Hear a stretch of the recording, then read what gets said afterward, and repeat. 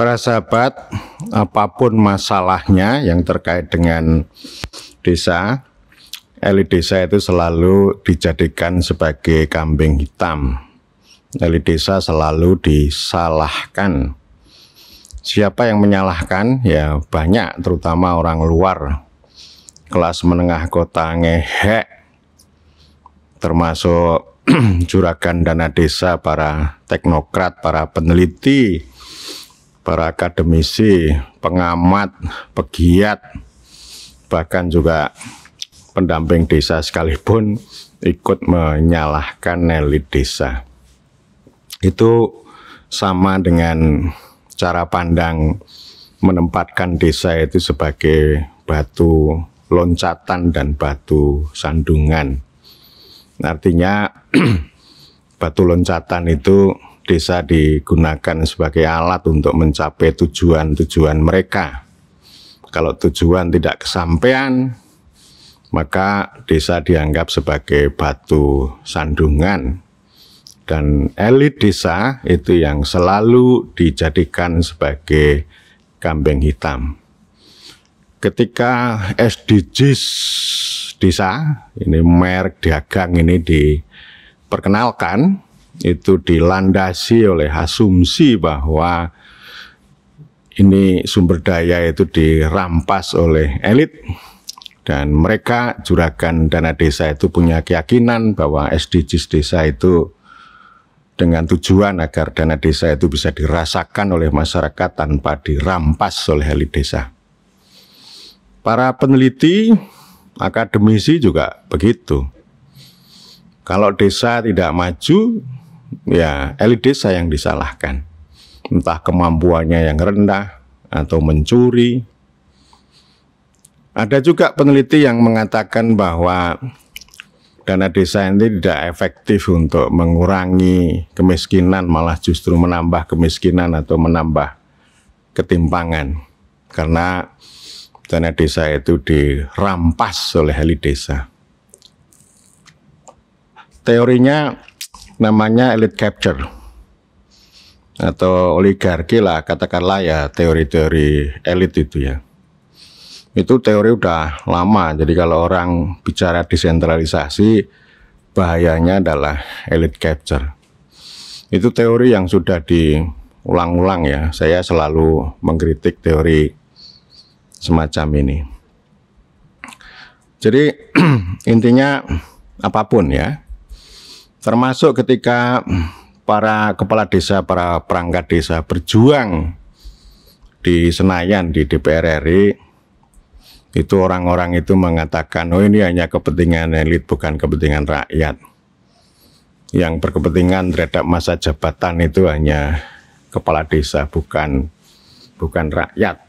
Dan seterusnya. Pokoknya intinya apapun masalah itu akan dipandang buruk bahwa penyebabnya adalah elit desa yang hanya mengejar kepentingan mereka. Lalu mereka dengan bahasa moral mengatakan bahwa elit desa ini memang bejat, serakah, memperkaya diri, dan seterusnya.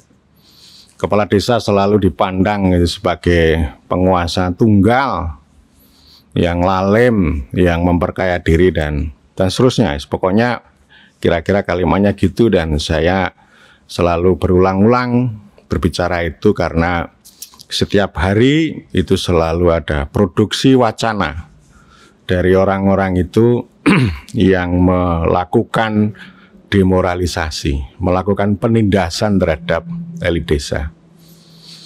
Nah, bagaimana kita punya perspektif alternatif yang bisa memahami dan mendudukkan elit desa? Pertama, bahwa elit itu gejala alamiah manusia, itu ada di mana-mana. Kalau 10 orang berkumpul, sekurang-kurangnya ada satu pemuka yang mengorganisir, yang akan tampil di depan. Itu elit. Elit itu ya segelintir orang yang punya kelebihan, entah kelebihan otak atau kelebihan sumber daya atau punya keberanian. Bahkan Anda pun yang suka menyalahkan elit desa, itu Anda juga elit.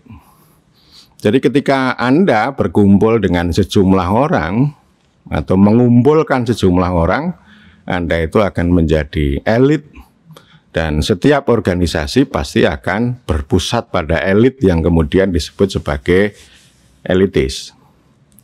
Jadi ini artinya Anda itu sedang melarang orang lain bertindak elitis. Tetapi Anda sendiri adalah elit. Ya, itu di mana-mana lah. Di organisasi LSM pun juga begitu. Organisasi apapun lah, ya koperasi apapun pasti akan muncul elit. Dan biasanya ini orang-orang yang menggunakan teori elit ini itu punya dua sisi ya. Jadi yang satu, elit itu akan menjadi penguasa. Penguasa itu akan selalu dicitrakan sebagai sesuatu yang negatif, yang buruk gitu ya. Padahal dikuasai itu ya biasalah, istilah kuasa menguasai gitu. Itu kan artinya begini. Orang yang menggunakan teori elit atau selalu menyalahkan elit itu benci pada kekuasaan, benci pada konsep kuasa, benci pada konsep penguasa, padahal dia sendiri pengetahuan mereka juga sebagai kekuasaan. Jadi penguasa itu ini ya negatif. Bahkan mereka melihat pemerintah, melihat kepala desa itu ya penguasa. Ya. Itu begitu itu. Lalu sebaliknya mereka itu punya pandangan yang moralis, yang normatif. Seharusnya elit ini menjadi pemimpin. Pemimpin itu punya citra yang sangat baik, wajarannya luar biasa. Ya, dalam tradisi Jawa ada hasta berata, pemimpin itu harus seperti laut, seperti gunung, seperti matahari dan sebagainya lah. Jadi itu ya itu ajaran, nggak apa-apa kayak begitu ajaran itu. Tetapi ajaran itu kan normatif, tidak melihat realitas ya. Jadi artinya ini ada pemahaman hitam putih antara elit sebagai penguasa dan elit itu sendiri lalu dikonstruksi sebagai penguasa, lalu mereka punya harapan, punya konotasi atau apa ya jenis itu tentang pemimpin. Mereka berharap pemerintah sebagai pemimpin gitu. Lalu mengatakan ini sedang krisis kepemimpinan. Jadi kepemimpinan itu ya sesuatu yang sangat positif gitu ya. Padahal kan begini, bahwa ada masyarakat, ada desa, ada negara, ada pemerintahan dan sebagainya itu ya cikal bakalnya itu ya dari elit itu. Dan yang namanya elit itu membentuk organisasi gitu ya. Ya kan tidak mesti mereka itu satu orang itu selalu seperti pemimpin yang tanpa dosa. Ya biasa ya, kadang-kadang kan orang itu bagaimana dia itu berbuat berguna untuk orang banyak, tapi mengkondisikan kekuasaannya itu stabil, tidak diganggu oleh musuh-musuhnya. Kan biasa begitu. Jadi artinya kepemimpinan ataupun demokrasi itu selalu dijadikan sebagai solusi yang normatif seperti apapun masalahnya obatnya balsem. Jadi seakan-akan demokrasi itu suci, bersih, kepemimpinan juga suci, bersih. Ya enggak begitu. Ya, demokrasi tidak mungkin bekerja di ruang yang hampa politik. Seorang pemimpin itu ya dia akan bekerja secara efektif untuk orang banyak, tapi dia juga pengen kekuasaannya itu tidak diganggu oleh musuh-musuhnya. Itu penguasa itu di mana-mana begitu. Jadi kadang dia harus seperti kancil, kata Machiavelli, kadang harus seperti singa. Bagaimana dia bisa dicintai oleh rakyatnya, ya? Tapi dia juga harus ditakuti oleh musuh-musuhnya. Nah, ini namanya penguasa. Di hadapan rakyat dia menjadi pemimpin, di hadapan musuh-musuhnya dia akan menjadi penguasa. Nah, konsep pemerintahan itu digunakan untuk melembagakan ini ya, penguasa sama pemimpin ini, gitu ya. Ya entah pemerintah nasional, pemerintah pusat, presiden, gubernur, bupati, kepala desa, pemerintahan desa itu dalam rangka untuk membingkai ya. Jadi asal usulnya elit ya, lalu elit itu bisa menjadi dua, penguasa atau pemimpin, dan pemerintahan itu untuk mengkerangkai antara dua sisi itu. Jadi artinya ya silakan aja kalau ada seorang kepala yang kadang menjadi penguasa, yang kadang menjadi pemimpin, itu ya silakan aja. Tetapi ini ada proses ya, ada gagasan, ada mekanisme di dalam pemerintahan. Kepala desa tidak akan menjadi penguasa tunggal karena kekuasaannya kan dibagi. Ada BPD, ada kontrol sosial dari masyarakat. Jadi pemerintahan itu untuk melembagakan sesuatu yang dianggap buruk dan sesuatu yang dianggap baik itu begitu ya. Jadi artinya teori elit itu udah teori yang sudah paling awal, paling kuno. Jadi yang kita pikirkan itu kan bagaimana melembagakan penguasa dan pemimpin ini dalam kerangka proses sistem mekanisme pemerintahan. Sehingga di sini ada bagaimana kekuasaan itu dilembagakan menjadi kewenangan, ya, dan kewenangan itu akan mewujud pada kewajiban dan tanggung jawab. Itu namanya pemerintahan. Nah, memang pemerintahan ini menjadi kacau karena tidak berhasil melembagakan antara penguasa dan pemimpin ini, tapi di-capture oleh administrasi. Jadi artinya yang menyerobot ini tidak hanya orang yang duduk sebagai yang disebut penguasa atau pemimpin, tetapi juga orang-orang yang bekerja di ranah administrasi ini. Namanya birokrasi, gitu ya. Jadi artinya ini sebenarnya cara pandang yang sudah kuno kalau melihat kekuasaan itu hanya terpusat pada elit. Kekuasaan itu sudah menyebar.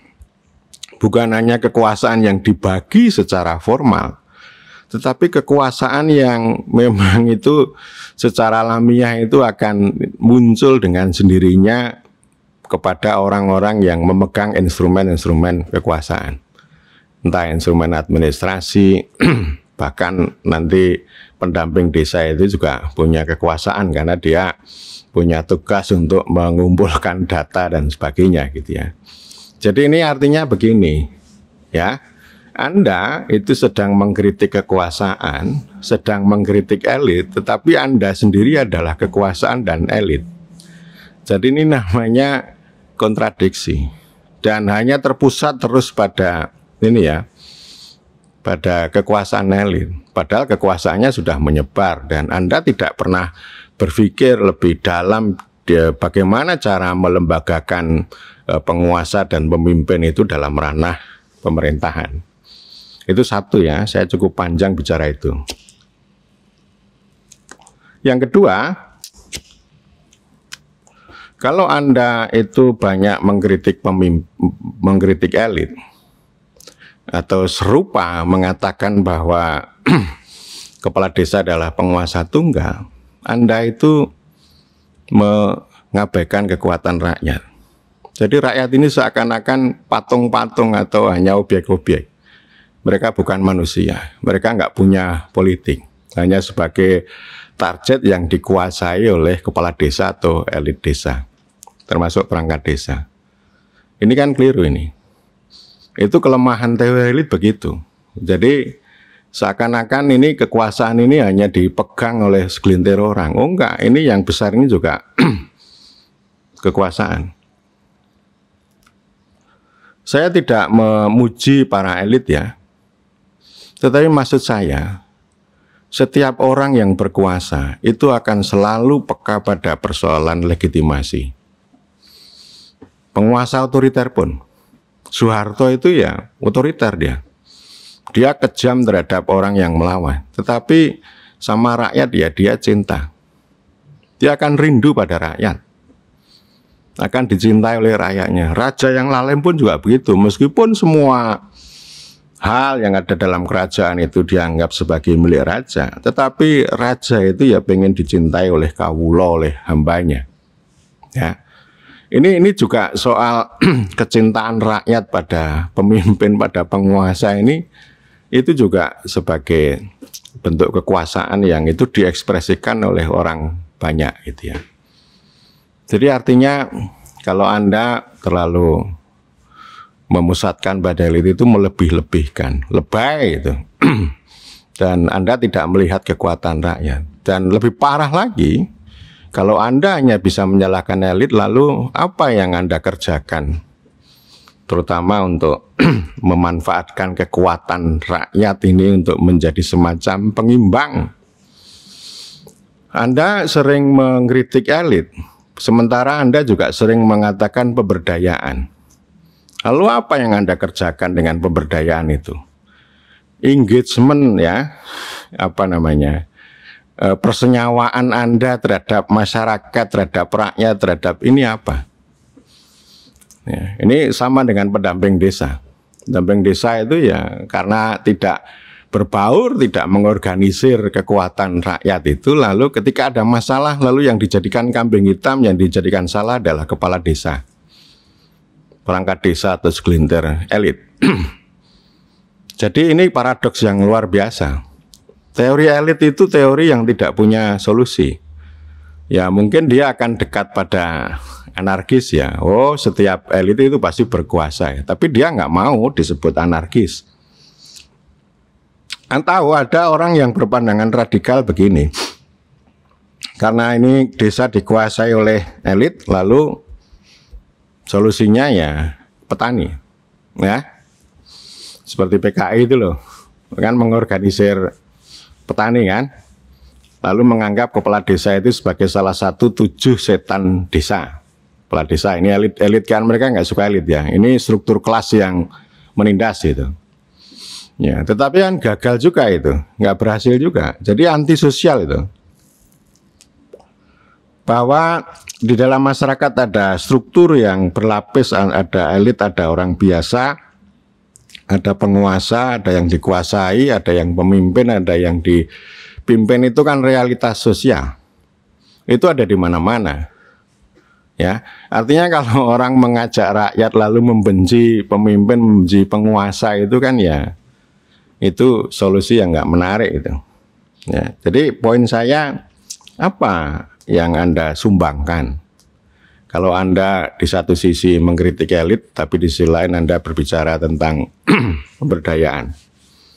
Apa hasilnya? Ya, ini nomor 2. Nomor 3, bahwa ketika Anda itu terfokus pada elit, Anda melupakan bahwa sebenarnya ada teknokrasi. Ada limbah teknokrasi yang masuk desa. Jadi artinya kekuasaan di dalam desa ini sudah bercampur aduk. Ada elit, ya. Nanti ada kekuatan dari masyarakat, yang tidak kalah penting ada kekuasaan aturan dari atas, ada teknokrasi. Teknokrasi itu ya mulai SDGs desa, sistem keuangan desa, perencanaan macam-macam itu sangat banyak. Jadi artinya ketika Anda melawan elit desa tanpa mengkritik teknokrasi, Anda sebenarnya teknokrat. Anda sebenarnya berpihak pada teknokrasi, atau sekurang-kurangnya ketika Anda mengatakan bahwa dana desa tidak akan efektif untuk kemiskinan karena dirampas oleh elit, itu artinya Anda sebenarnya sedang membenarkan atau menjustifikasi kehadiran kekuasaan teknokrasi untuk merusak, menindas desa. Ya, solusinya itu yang terjadi. Ya sama dengan juragan desa tadi, juragan dana desa itu kan mengatakan ya. Jadi ini kami SDGs desa ini kita buat agar dana desa itu tepat sasaran. Agar dana desa itu tidak dirampas oleh elit, dimanfaatkan oleh elit. Ini kan argumen teknokrasi. Tepat sasaran itu argumen teknokrasi. Lalu orang berpikir tentang bagaimana mengoptimalkan dana desa. Itu optimalisasi itu ya kosakata teknokrasi. Lalu teknokrasi itu akan diikuti dengan data, indikator data, instrumen dan sebagainya. Itu juga kekuasaan.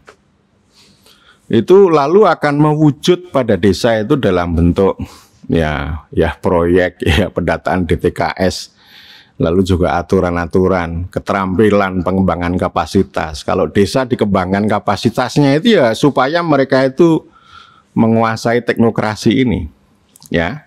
Jadi teknokrasi itu akan menjadi industri bagi dirinya. SDGs desa itu akan menjadi industri bagi juragan dana desa.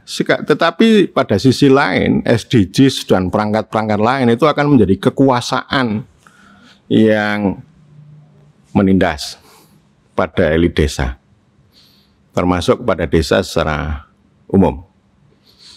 Jadi ini keterampilan teknokratis ini yang selalu ditekankan. Para sahabat, saya ingin mengatakan begini, bahwa keterampilan tanpa kekuasaan itu, tanpa kekuasaan yang hakiki, itu hanya menimbulkan keengganan, atau bahasa lainnya resistensi. Kekuasaan akan selalu menimbulkan resistensi. Teknokrasi yang dimasukkan ke dalam desa itu akan menimbulkan resistensi, ya, sehingga target-target Anda itu akan sulit dicapai karena resistensi. Mengapa resistensi? Yaitu tadi karena memang teknokrasi itu ya pertama ya tidak peka pada konteks lokal, pada dinamika lokal, anti sosial, anti politik gitu ya. Yang kedua, dia memaksakan target-targetnya, yang kemudian memotong ini ya, visi misi, legacy, legitimasinya kepala desa itu dipotong, digantikan oleh ukuran-ukuran teknokrasi, ya. Jadi ini saya kira kontradiksi ya. Jadi artinya ketika Anda itu mengkritik tentang elit itu, ya, itu solusinya lalu teknokrasi. Nah, menarik, itu namanya Anda sedang membangun atau sedang mengintervensi pembentukan kuasa kontradiktif pada desa, meskipun Anda kelihatannya peduli pada desa. Tetapi kalau perspektifnya begitu ya nggak menarik, ya. Lalu yang keempat ya, ini salah kaprah paradigma rekognisi dan demokrasi itu ya. Jadi artinya nggak tahu ya ini cara mengoperasionalkan rekognisi subsidiaritas sama demokrasi ini kalau cara pandangnya elit gitu ya. Jadi sekecil apapun yang disebut elit itu, ya mereka berjuang itu. Nanti kan mereka pulang, mereka akan berinteraksi dengan orang banyak. Ya mau tidak mau mereka akan ngurus rakyat toh, sekecil apapun. Anda itu nggak akan ngurus rakyat. Anda kan cuma pengamat aja, pengamat mengatur gitu ya. Mengejar target-target Anda dengan cara memperalat elit desa kan begitu kan? Jadi ya saya lebih percaya pada elit desa itu daripada juragan dana desa, teknokrat, pengamat, peneliti, pegiat. Ya, saya lebih percaya kepala desa yang dipilih oleh rakyat itu. Lebih percaya mereka. Ya. Jadi ini artinya saya mengkritik Anda itu dalam rangka untuk tadi bagaimana menginstitusionalisasi itu ya, hasrat kepala desa, kemudian kekuasaan mereka itu menjadi pemerintahan. Jadi pemerintahan itu ya itu melembagakan itu semuanya. Jadi ini kontradiksinya di situ. Artinya begini ya, sekurang-kurangnya dengan rekognisi demokrasi subsidiaritas itu sekurang-kurangnya kita itu punya harapan pada mereka, pada elit desa itu loh, diharapkan ya, dilembagakan. Sekurang-kurangnya berharap, bukan mencaci maki. Kalau mencaci maki itu namanya membuat atau mereproduksi energi negatif, ya. Lalu Anda pengennya, udahlah mereka itu digebuk pakai teknokrasi dan anti korupsi itu. Ya nggak akan jadi apa-apa. Jadi Anda nggak punya harapan toh. hanya bisa mencaci maki. Nah, sekurang-kurangnya itu harapan itu. Jadi maksud saya, ini harapan ini diwujudkan ya. Jadi paradigma saya itu harapan itu. Bukan kritik-kritik itu kan belum tentu mencerahkan, belum tentu membebaskan kritik itu ya. Tapi itu juga sedang membangun kekuasaan. Kekuasaan itu ya bisa kontraproduktif. Ya. Atau yang lebih tinggi dari harapan itu kita menaruh kepercayaan. Ini tantangan berat kita ini, Indonesia ini ya. Bisa dikatakan low trust society, masyarakat yang rendah trustnya ini. Termasuk cara memandang elit desa itu kan dengan penuh ketidakpercayaan. Ya, dengan alasan-alasan yang dia lihat atau dia rasakan. Ya memang itu masalah ya. Tapi bukan berarti itu menjadi setan. Kita pandang secara humanis dong. Kepala desa kita pandang secara humanis. Jangan Anda merasa malaikat lalu melakukan setanisasi terhadap kepala desa, terhadap elit desa. Ya, itu cara pandang Anda sebagai malaikat tapi melakukan setanisasi. Itu namanya dehumanisasi. Jadi kepercayaan dan harapan ini menjadi modalitas. Kita akan menjadi lebih baik, ya.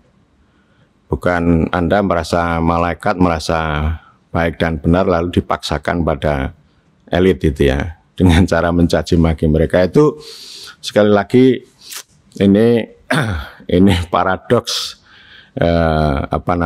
paradoks dan kontradiksi kalau orang itu selalu menyalahkan elitnya. Saya terus menerus akan melawan itu ya, teman-teman.